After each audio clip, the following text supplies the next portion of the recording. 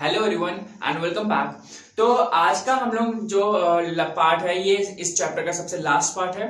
तो आइए स्टार्ट करते हैं last topic, that is the loans from the financial institutions. ठीक है, तो फाइनेंशियल इंस्टीट्यूशन मतलब क्या होता है? इसका मतलब ये होता है कि जो भी हमारे जो कभी कभी जो फर्म्स होती हैं, इंडस्ट्रीज होती हैं, तो जो बड़ी बड़ी जो फैक्ट्रीज वगैरह होती है, इंडस्ट्रीज, तो इनको लोन कौन देता है? भैया एसबीआई वगैरह, पीएसबी वगैरह तो हमको लोन देने के लिए है।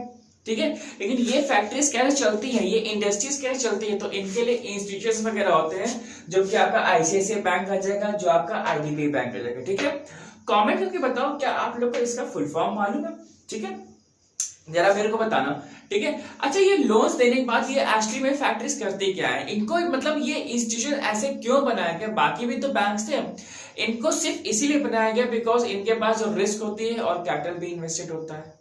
क्लियर है? बहुत ही दिलेर बैंक होते हैं ये। ठीक, तो आराम से जितना भी बड़ा जो कैपिटल होता है, ये इसको इजी जो इंस्टॉलमेंट्स होते हैं उसमें ये लोग ब्रेकअप कर देते हैं, और उस ब्रेकअप करने के बाद जो आपका जो बोरोवर होता है उसके लिए थोड़ा सा इजी हो जाता है उस बड़े अमाउंट को एक छोटे छोटे पार्ट में देना।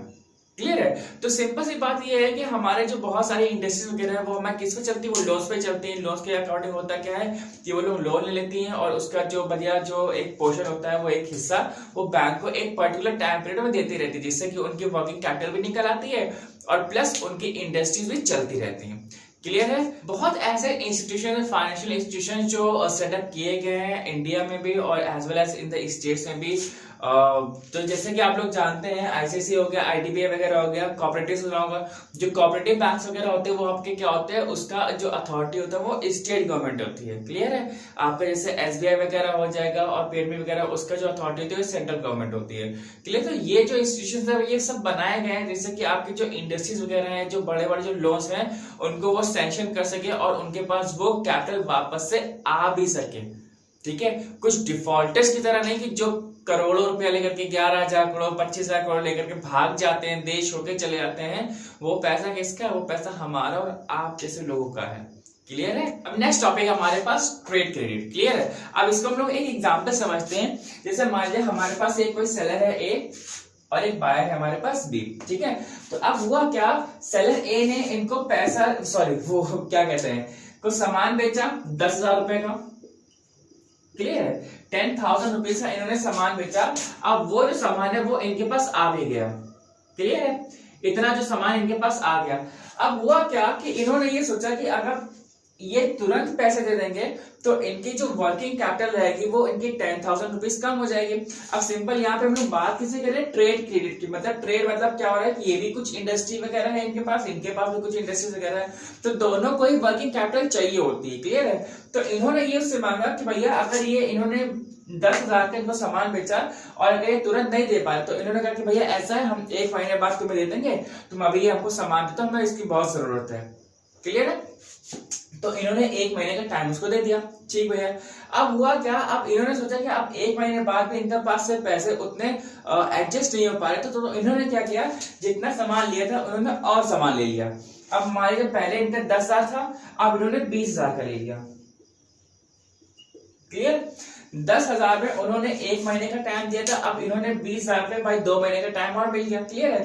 तो ट्रेड क्रेडिट का मतलब ही यही होता है कि भैया आप अगर पैसे नहीं दे पा रहे हो तो इनसे सामान और ले लो, जिससे कि ये ज्यादा बोल ना पाए। क्लियर है? कि भैया तकाला ना करे, अगर कह रहे भैया मेरे पैसे ये ना करे, तो इनसे आपने सामान और ले लिया। तो 20,000 मतलब टोटल जो हो गया, वो टोटल जो इनकी परचेजिंग हो गई वो 30,000 की हो गई, और प्लस इनको 3 महीने का एक्सटेंशन मिल गया पैसा देने के लिए। क्लियर है? तो 30,000 की परचेजिंग और 3 महीने का एक्सटेंशन, और सामान इनके पास आ गया जो इनको चाहिए था। क्लियर है? So this is known as a trade credit. इसको हम लोग बोलते हैं ना कि जो भाई ट्रेडिंग वगैरह है वो क्रेडिट पे करना है, एक विश्वास पे होता है ये। ठीक है? तो कभी भी आप मार्केट में होते हो, कभी भी आप इंडस्ट्री में होते हो, तो वहां पे चीजें चलती किस पे, वो विश्वास पे चलती है, ट्रस्ट पे। तो अभी एक वेब सीरीज है ना, स्कैम 1992, स्कैम 1992, तो सिंपल उसमें कहते हैं ना कि हाँ भैया सबसे महंगी जो चीज होती है वो एक ट्रस्ट होती है। क्लियर है?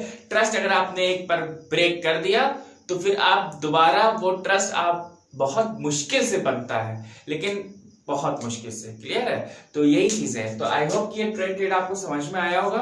तो अब सबसे लास्ट टॉपिक है इस पूरे चैप्टर का, that is the ICT, inter corporate deposits. ठीक है, इंटर कॉर्पोरेट डिपॉजिट्स क्या है, जैसे कि नाम में ही है कि इंटर कॉर्पोरेट, कई जो कॉर्पोरेट हैं वो अपना डिपॉजिट करते हैं। यहाँ पे इस टॉपिक का मतलब, इस टॉपिक में ये है कि भैया एक या एक से ज्यादा के जो कॉर्पोरेट होते हैं, जितने भी कंपनीज वगैरह होती हैं, वो एक जगह इन्वेस्ट करती हैं। क्लियर है, तो जिसके अगेंस्ट में उनको रिटर्न्स मिलते हैं। अब यहाँ पे ये जो चीजें होती है ये always are done through a broker. ठीक है, एक ब्रोकर होता है, वो एक अच्छी डील लेकर के आता है, तब जाके कंपनी जो इन्वेस्ट करती है।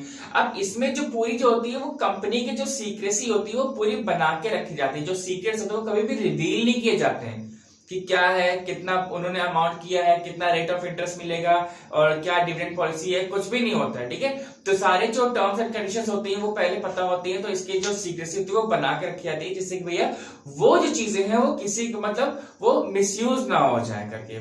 क्लियर है। दूसरी बात यह है कि जितना भी जो आईसीटी की जो वर्किंग होती है that is always based on the connections. भैया किसका कितना पाउआ है उसी पे बेस्ड होगा, चाहे वो लेंडर हो, चाहे वो बोरोवर हो और चाहे वो आपका ब्रोकर हो।